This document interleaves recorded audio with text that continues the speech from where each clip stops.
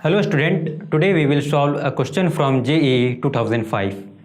In the question we have given a system of linear equation which is alpha x plus y plus z equal to alpha minus 1, x plus alpha y plus z equal to alpha minus 1 and x plus y plus alpha z equal to alpha minus 1. This system having no solution, then we need to find what is the value of alpha. Let us see how to solve this question. In this question we will be using Cramer's rule,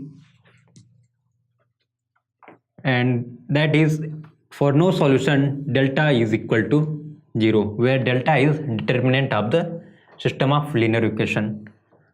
So let's find the determinant. Here alpha 1 1 1 alpha 1 1 alpha.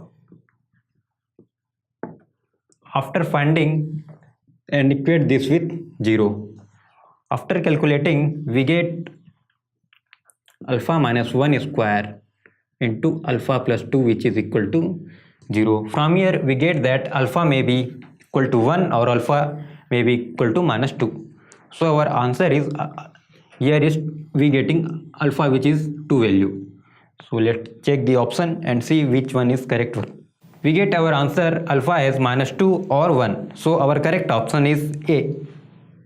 You can also learn more about this concept in this short video, or you can get this concept in the Algebra Arihant book on page number 537 and line number 55. You can also solve similar question from same concept by clicking here. You get many questions on the same concept. Thank you.